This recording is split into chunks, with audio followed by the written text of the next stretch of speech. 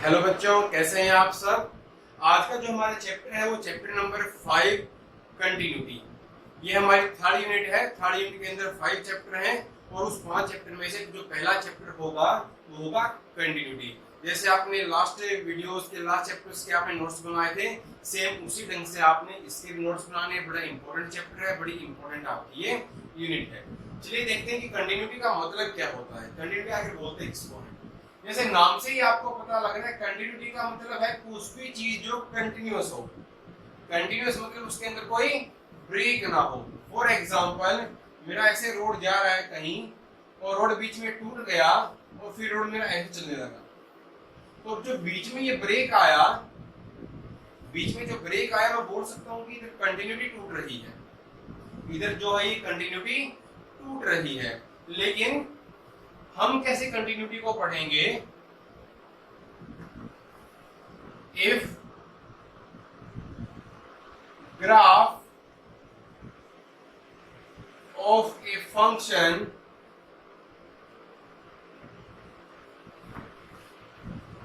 Can be drawn without lifting the pen in the domain,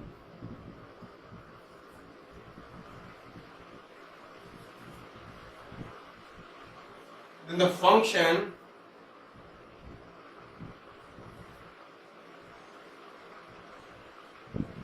will be called continuous। चलिए समझते हैं इसको। अगर किसी फंक्शन के ग्राफ को ड्रॉ करते टाइम मुझे पेन ना उठाना पड़ा, एक सिंपल सी भाषा है, अगर किसी भी फंक्शन का ग्राफ ड्रॉ करता हूं मैं और मुझे उसका पेन ना उठाना पड़े तो मैं फंक्शन को कॉन्टिन्यूअस बोल दूंगा। अगर, और ये बड़ी जरूरी लाइन है, इन दी डोमेन, मैं कंटिन्यूटी जो चेक करूंगा डोमेन के अंदर ही चेक करूंगा। किसी भी फंक्शन की जो कंटिन्यूटी है वो मैं डोमेन के अंदर ही चेक करूंगा। डोमेन के बाहर हम किसी फंक्शन की कंटिन्यूटी चेक कर ही नहीं सकते और करेंगे भी नहीं। जो भी कंटिन्यूटी है फंक्शन की हमेशा इन the domain of the function रहेगी। अगर उसके डोमेन में मैं उसका ग्राफ ड्रॉ कर सकता हूं बिना पेन को उठाए, अगर उसके डोमेन में बिना पेन को उठाए अगर मैं उसका ग्राफ ड्रॉ कर सकता हूं तो मेरा फंक्शन वो कंटिन्यूअस है। चलिए एक दो एग्जांपल देखते हैं इसके। तो पहला एग्जांपल है, let us take y is equal to sin x। आपको मालूम है इसका ग्राफ बनता कैसे है?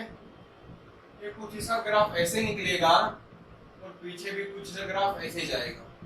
ठीक है, पॉजिटिव इन्फिनिटी में इसका ग्राफ जाएगा और मुझे पेन उठाने की कहीं जरूरत नहीं पड़ेगी, और नेगेटिव इन्फिनिटी में भी इसका ग्राफ जाएगा, मुझे भी उधर भी कहीं पेन उठाने की जरूरत नहीं पड़ेगी। इसलिए बोल सकता हूं जो sin x से मेरा एक कॉन्टिन्यूअस फंक्शन है। Second, cos x। अगर cos x की बात करें तो cos x भी मेरा कॉन्टिन्यूअस फंक्शन होगा, कुछ ऐसे चलता है, इसमें भी कोई दिक्कत नहीं है। तो cos x भी मेरा कैसा फंक्शन है? कॉन्टिन्यूअस फंक्शन है। तीसरा, tan x। अब tan x का ग्राफ जो हमने ड्रॉ किया था, ये मेरा π/2 होता था, ये मेरा 3π/2, इसका ग्राफ कुछ ऐसे बनता है। सेम इसका ग्राफ कुछ ऐसे बनता है। अभी दिखने में तो क्या दिखाई दे रहा है कि जब मैं ऐसा ग्राफ ड्रॉ कर रहा हूं तो मुझे बार बार पेन उठाना पड़ रहा है। पहले मैंने ये वाला ग्राफ बनाया, फिर मैंने पेन उठाया, फिर मैंने ये वाला ग्राफ बनाया, फिर मैंने पेन उठाया, फिर मैंने ये वाली लाइन बनाई। अभी कुछ बच्चे बोलेंगे सर इसको तो आपको बार बार पेन उठाना पड़ेगा, इसका मतलब tan x है, कॉन्टिन्यूअस फंक्शन नहीं होगा। लेकिन डेफिनेशन क्या थी? In the domain of the function, domain of the function. अगर मुझे उसके डोमेन में पेन उठाना नहीं पड़ रहा, अब मुझे पेन कहाँ उठाना पड़ रहा है? जरा ध्यान से देखो, मैं इसको इस तरफ लेके आया, इधर मेरा आ गया पाई बाई टू। जो ये ग्राफ है कहाँ ब्रेक हो रहा है, पाई बाई टू पे। आप खुद ग्राफ बना के देखिए 10x का, हमने 11th क्लास में भी किया था। तो 10x का ग्राफ है वो ब्रेक कहाँ होता है, पाई बाई टू पे।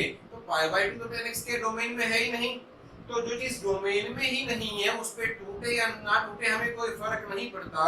जो उसके डोमेन में है हम उसमें चेक करेंगे। इधर टूटा ये 3 पाई बाई टू पे, इधर टूटा ये -3 पाई बाई टू पे। जो चीज 10x के डोमेन में ही नहीं है उस पे तो हम चेक करेंगे ही नहीं। अगर उस पॉइंट पे मेरा ग्राफ टूटता भी है, अगर उस पॉइंट पे मुझे पेन उठाना भी पड़ता है, तो भी फंक्शन को मैं कॉन्टिन्यूअस बोलूंगा। तो मेन जो लाइन है वो ये है कि if I can draw the graph of the function without lifting the pain in the domain of the function. अगर डोमेन में मेरा पेन उठ रहा है तो वो डिसकंटिन्यूअस है। अगर डोमेन में मेरा पेन नहीं उठ रहा है तो फंक्शन वो कैसा होगा, कॉन्टिन्यूअस होगा। तो सारे ट्रिग्नोमेट्रिक फंक्शन कॉन्टिन्यूअस होते हैं, ठीक है। चाहे वो sin x हो, चाहे cos x हो, चाहे वो sec x हो, चाहे वो cot x हो, चाहे वो इनका इनवर्स ही क्यों ना हो। तो सारे ट्रिग्नोमेट्रिक फंक्शन होते हैं वो कैसे होते हैं, वो कॉन्टिन्यूअस फंक्शन होते हैं। अब एग्जांपल लेते हैं किसी ऐसे ही फंक्शन का, y is equal to GIF of x। GIF greatest integer function, y is equal to GIF of x greatest integer function of x। अब इसके डोमेन की बात करें तो इसका डोमेन क्या होगा, इसका डोमेन होगा ऑल रियल नंबर, क्योंकि इसके अंदर जो मर्जी डालो ये मना नहीं करता। कुछ मर्जी डालो इसके अंदर मेरा फंक्शन नॉट डिफाइंड नहीं बनेगा। जीरो डालो, नेगेटिव डालो, पॉजिटिव डालो, जो मर्जी डालो मेरा फंक्शन ये नॉट डिफाइंड कभी नहीं बनेगा। इसलिए इसका डोमेन क्या हो गया, ऑल रियल नंबर। हम इसके अंदर कुछ भी डाल सकते हैं। तो ग्राफ कैसे बनता है इसका, 1 2 3 and 4। नाउ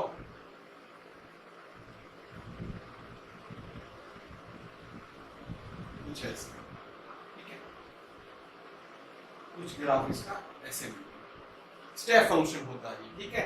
स्टेप फंक्शन भी इसका नाम है। तो आप देख रहे हो कि जब मैं इसका ग्राफ ड्रॉ कर रहा हूं तो मुझे बार बार मेरा पेन उठाना पड़ रहा है। और कहां पे, इंटीजर पे।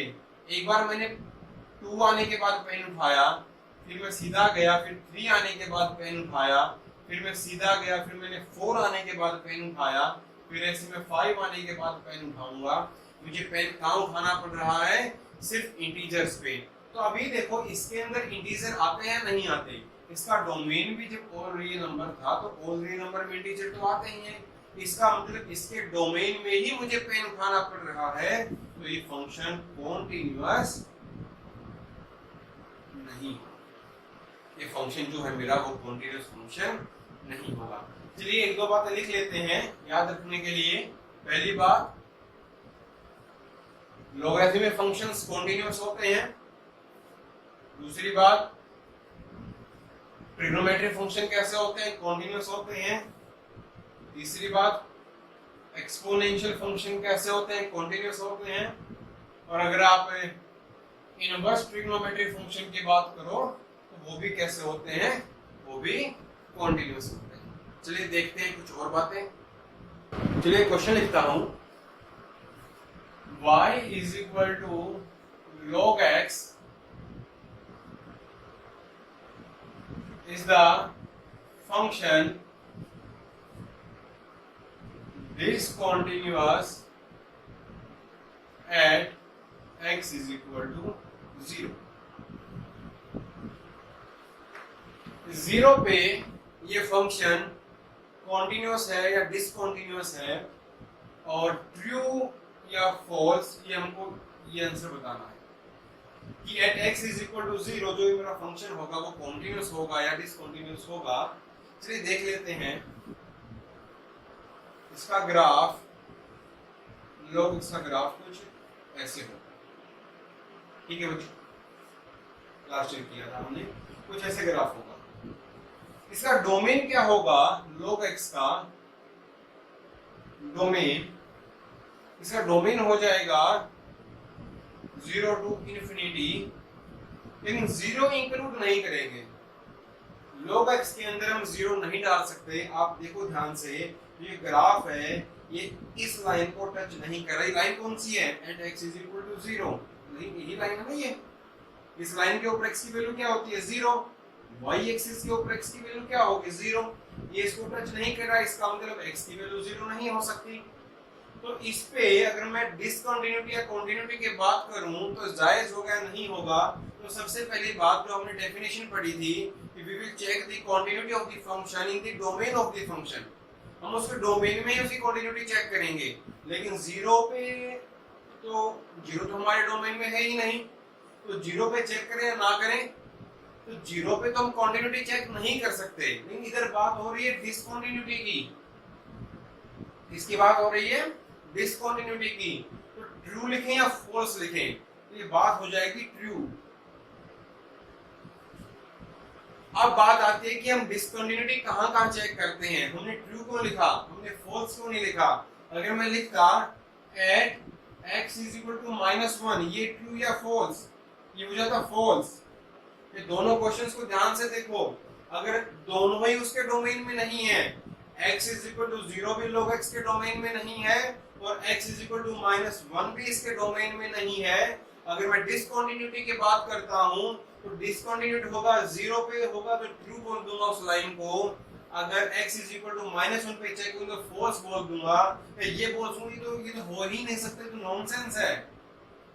नॉनसेंस, खराब बात, खराब बात, क्योंकि ये तो बात ही नहीं है, तो समझ से परे है। तो मतलब क्या हुआ? हम कंटिन्यूटी चेक करेंगे डोमेन में, लेकिन डिसकंटिन्यूटी का चेक कहां करेंगे? तो उसके लिए लिखिए, डिसकंटिन्यूटी के लिए हम डिसकंटिन्यूटी चेक करते हैं इन the domain of the function. कहां चेक करेंगे? या तो डोमेन में चेक करेंगे फंक्शन के, या फिर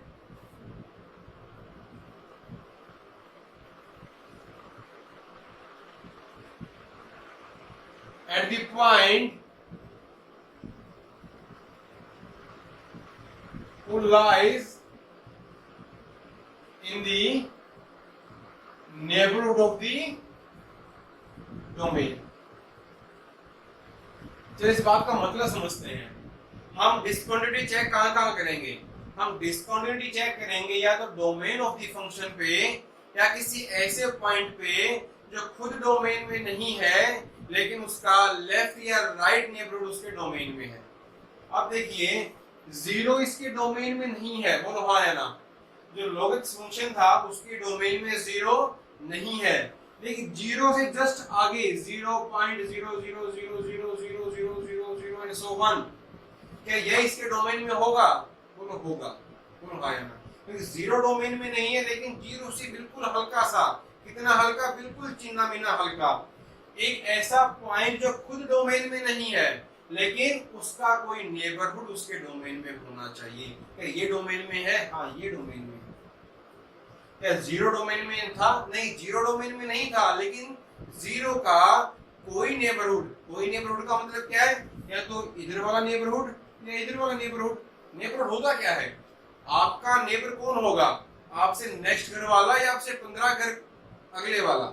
जो आपका नेक्स्ट घर होगा, चाहे लेफ्ट साइड से देखिए चाहे राइट साइड से देखिए, आप उसी को तो आप अपना नेबर बोलोगे। या जो 15-20 घर छोड़ के जो रहने वाला वो आपका नेबर है? नहीं, नेबर का मतलब बिल्कुल चिन्ना मिना अगले वाला। तो जीरो खुद उसके डोमेन में ना होकर जीरो का कोई पड़ोसी, कोई नेबर उसके डोमेन में है, तो जीरो पे हम डिसकंटिन्यूटी की बात कर सकते हैं। और ऐसे पॉइंट पर फंक्शन हमेशा कैसा रहेगा? डिसकंटिन्यूअस। चलो दोबारा रिपीट करते हैं कॉन्टिन्यूटी की और डिसकंटिन्यूटी की बातें एक डेफिनेशन से। पहले करते हैं कॉन्टिन्यूटी की। कॉन्टिन्यूटी हम चेक कहां करेंगे? इन the domain of the function. ये बात हमारी पक्की हो गई। तो जब भी कॉन्टिन्यूटी की बात हो सिर्फ आपको डोमेन देखना है, पहली बात पक्की, खत्म।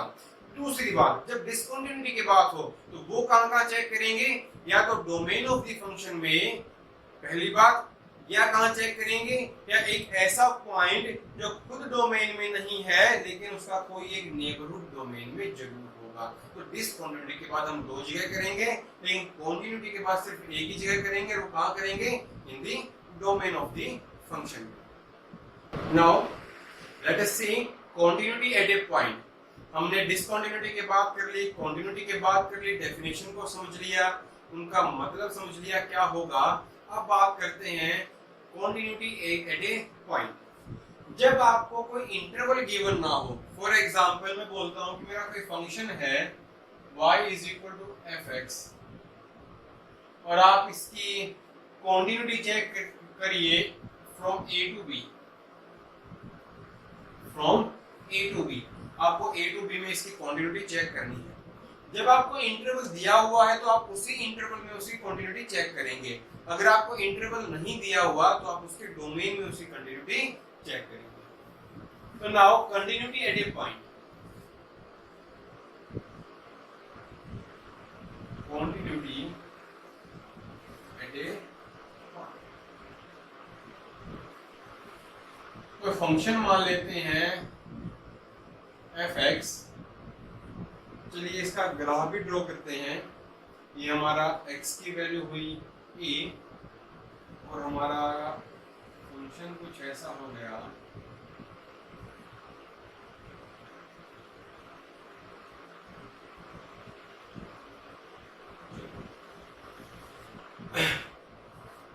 Eight x is equal to a। हम किसी पॉइंट के ऊपर कॉन्टिन्यूटी चेक कैसे करते हैं? कॉन्टिन्यूटी का मतलब क्या था? मैंने आपको स्टार्टिंग में एक लहराती हुई लाइन बताई थी, कुछ ऐसे, फिर टूट गई, फिर ऐसे, कुछ ऐसे बताया था।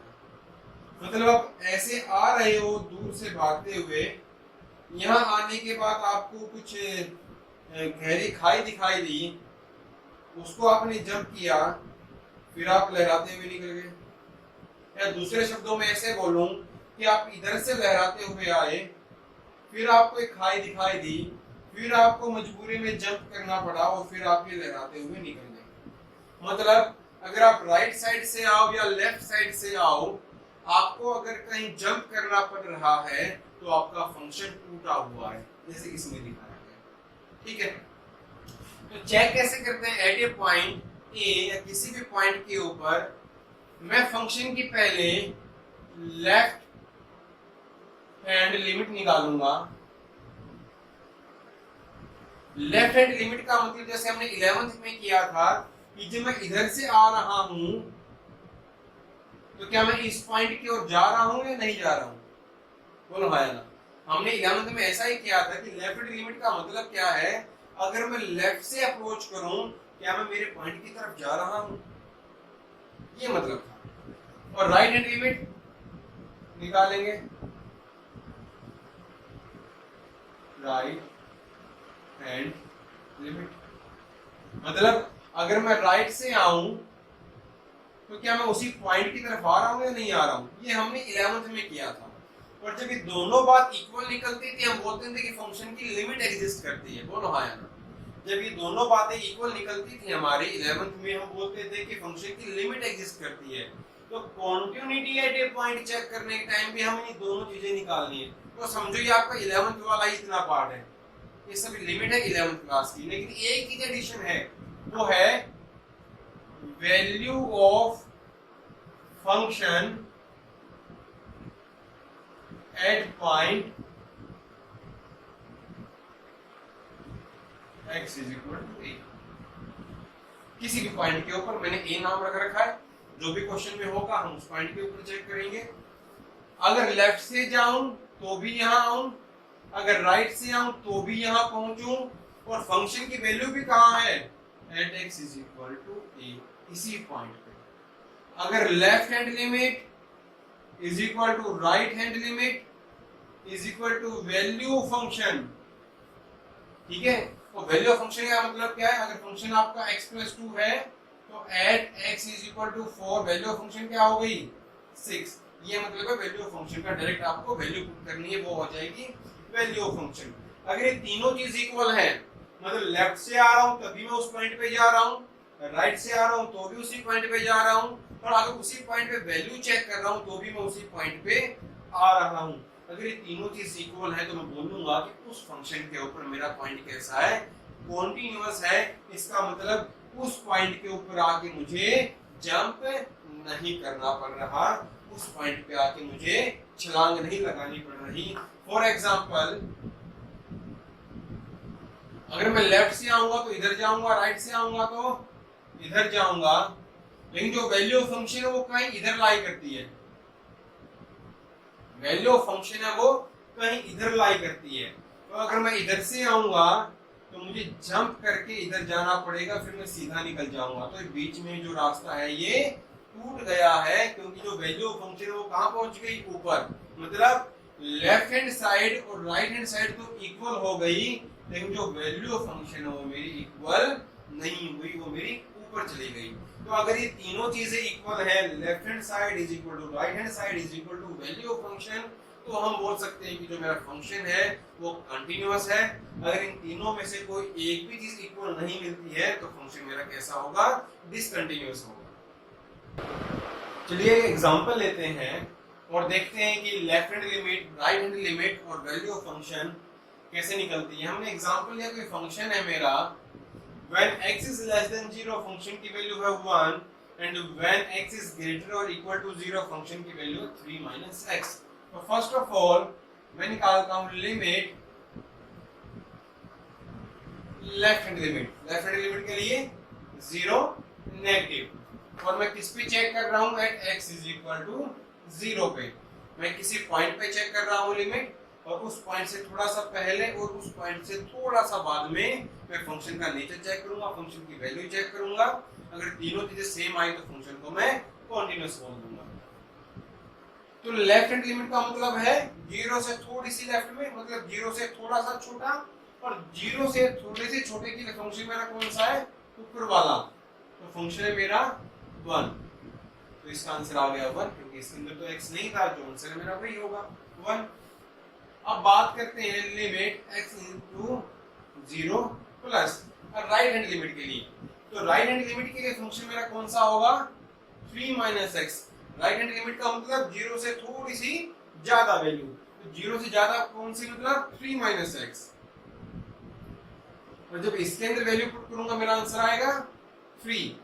नाउ वैल्यू ऑफ फंक्शन, ये लेफ्ट हैंड लिमिट थी, ये राइट हैंड लिमिट थी, और ये हो जाएगी वैल्यू ऑफ फंक्शन। तो वैल्यू ऑफ फंक्शन के लिए क्या करेंगे, तो वैल्यू ऑफ, तो लिमिट तो नहीं लेंगे, तो वैल्यू ऑफ फंक्शन है तो f0, तो 0 के लिए किस पे हो जाएगा, 3 minus x। तो जब 3 minus x में मैं 0 डालूंगा आंसर मेरा आएगा 3। तो here left hand limit is not equal to right hand limit, ये दोनों इक्वल ही नहीं आए, तो मेरा फंक्शन कैसा हो गया, फंक्शन मेरा हो गया discontinuous. Now we have another example, an example is find the value of a and b if the function is continuous at x is equal to pi by 2। तो ये हमको पहले से ही गिवन हो गया कि फंक्शन जो है वो कंटीन्यूअस है at x is equal to pi by 2 पे। तो बताओ कि a और b की वैल्यू क्या होगी, ये हमारा क्वेश्चन है। तो अगर फंक्शन कॉन्टिन्यूअस है तो left hand limit is equal to right hand limit is equal to value of function जो होगी वो इक्वल होगी। ये बात हमें पहले से ही मालूम है अगर फंक्शन मेरा कॉन्टिन्यूअस है। अगर ऐसा है तो लेफ्ट हैंड लिमिट निकालते हैं, राइट हैंड लिमिट निकालते हैं और वैल्यू ऑफ फंक्शन निकालते हैं, और फिर देखते हैं कि a और b की वैल्यू क्या होगी। तो पॉइंट है हमारा पाई बाय 2, तो पाई बाय 2 पे लेफ्ट हैंड लिमिट, तो left hand limit at x is equal to pi by 2। Now left hand limit का मतलब पाई बाय 2 से थोड़ा सा लेफ्ट, पाई बाय 2 से थोड़ा सा छोटा, और पाई बाय 2 से थोड़े से छोटे के लिए मैं फंक्शन कौन सा यूज करूंगा, सबसे ऊपर वाला। तो limit x tends to pi by 2 minus हो जाएगा 6/5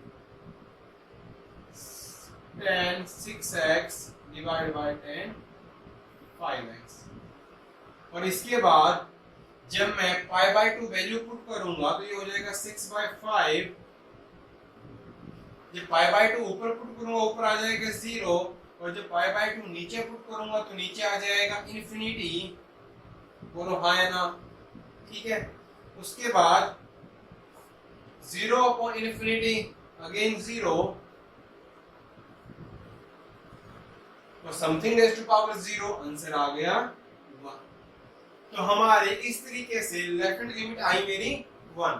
तो इधर एक डंडा लगा लेते हैं, बोर्ड है छोटा, काम है ज्यादा, डंडा लगाना जरूरी। तो अब निकालते हैं वैल्यू ऑफ फंक्शन। तो value of function at x is equal to pi by 2, क्योंकि पॉइंट मेरा पाई बाई 2 है, तो वैल्यू ऑफ फंक्शन भी हम पाई बाई 2 पे ही निकालेंगे। तो उसने तो value of function pi by 2 पे पहले से ही गिवन है b प्लस 2, तो आंसर ही हो गया। वैल्यू ऑफ फंक्शन आई मेरी b प्लस 2। तो इसको भी थोड़ा सा हम लिख लेंगे इसके अंदर, बॉक्स के अंदर। तो एक चीज मुझे मिल गई, दूसरी चीज मुझे मिल गई। अब मैं राइट हैंड लिमिट निकालता हूँ। तो राइट हैंड लिमिट के लिए मैं कौन सा फंक्शन यूज करूंगा, सबसे नीचे वाला। राइट हैंड लिमिट का मतलब पाई बाय 2 से थोड़ा सा ज्यादा, तो मतलब नीचे वाला फंक्शन। तो इसके लिए limit x tends to pi by 2 plus, और नीचे वाला फंक्शन यूज करूंगा तो 1 plus mod of cos x a by b tan x, ठीक है। अब मैं जब इसके अंदर पाई बाय 2 पुट करूंगा तो पाई बाय 2 पुट करने के बाद मुझे मिल जाएगा 1 रेज टू पावर इन्फिनिटी। इधर पाई बाय 2 पुट करूंगा तो मेरा ये क्या बन जाएगा, 1 raise to power infinity, 1 raise to power infinity. तो ऐसे क्वेश्चंस के लिए करना क्या है मैं आपको बताता हूं। जब आपका कोई क्वेश्चन ऐसा बने कि 1 रेज टू पावर इन्फिनिटी बने, लिमिट पुट करने के बाद अगर आपका 1 रेज टू पावर इन्फिनिटी बनेगा तो उस क्वेश्चन को करना कैसे है देख लीजिए। अगर आपकी लिमिट बनती है 1 रेज टू पावर इन्फिनिटी, तो उसको किसके इक्वल लिखोगे, is equal to e raise to power limit, जो भी लिमिट है, मान लो इसी की लिमिट है पाई बाय 2, लेकिन आप लिमिट लोगे जो आपको क्वेश्चन के अंदर दी गई है। तो लिमिट, इसको पूरा काट लेते हैं एक बार। अगर आपको 1 रेज टू पावर इन्फिनिटी कहीं दिखाई दिया तो उसको लिखना है e raise to power limit जो आपको गिवन है इनटू में पावर इनटू में बेस -1। इसको आपको सॉल्व करना है, वही आंसर इसका सॉल्व करने के बाद आएगा। कब? इस बात को नोट डाउन कर लो, जब नोट्स बनाओगे इसको अंडरलाइन करना है कि अगर आपकी कहीं ना कहीं लिमिट जब 1 रेज टू पावर इन्फिनिटी बनती है तो उसको आपको इस तरह सॉल्व करना है। चलो ऐसे सॉल्व करें तो ये हो जाएगा मेरा e raise to power limit x tends to pi by 2, power है मेरी a by b tan x and base -1। तो बेस क्या है, पावर ये है तो बेस ये होगा 1 प्लस cos x, और इसमें से 1 माइनस करना हो तो क्या बचेगा, simple cos x। Now e raise to power limit x tends to pi by 2 a by b, अब tan x into cos x, क्या बचा मेरे पास, sin x। और जब मैं लिमिट पुट करता हूं पाई बाय 2 sin x में मुझे मिलेगा आंसर 1, तो ये होगा e raise to power a by b। तो ये मेरे पास आ गई राइट हैंड लिमिट। ये मेरे पास क्या आई, राइट हैंड लिमिट। अब मेरे पास लेफ्ट हैंड लिमिट भी है, राइट हैंड लिमिट भी है, और लेफ्ट वैल्यू ऑफ फंक्शन भी है। चलिए अब देखते हैं कि a और b की वैल्यू क्या होगी। हमें मालूम है अगर कोई फंक्शन कॉन्टिन्यूअस है तो left limit, value of function और राइट लिमिट तीनों इक्वल होती हैं। It means 1 is equal to value of function थी b plus 2 is equal to e raise to power a by b। ये मैं इन दोनों को इक्वेट करूंगा तो b की वैल्यू आएगी -1, और जब मैं इसको और इसको इक्वेट करूंगा it means b e raise to power a by b is equal to 1। बोलो हाँ या ना। तो किसी की पावर 1 कब आती है? जब उसकी पावर कितनी हो? 0। It means a by b कितना हो जाएगा? 0। और यहाँ से a की वैल्यू क्या आएगी? 0। क्यों? अगर कोई भी फ्रैक्शन 0 है तो इसका मतलब उसका ऊपर वाला 0 या नीचे वाला 0। इट मींस उसका ऊपर वाला 0। अगर कोई भी फ्रैक्शन आपको 0 आंसर देती है उसका न्यूमरेटर ही 0 होगा, डिनोमिनेटर कभी 0 नहीं हो सकता। तो हेंस a की वैल्यू मेरे पास आ गई 0। तो इस तरीके से बच्चों आपको क्वांटिटेटिव क्वेश्चन सॉल्व करने हैं। अगली वीडियो में हम कुछ क्वेश्चन और सॉल्व करेंगे और डिस्कंटिन्यूटी के ऊपर बात करेंगे।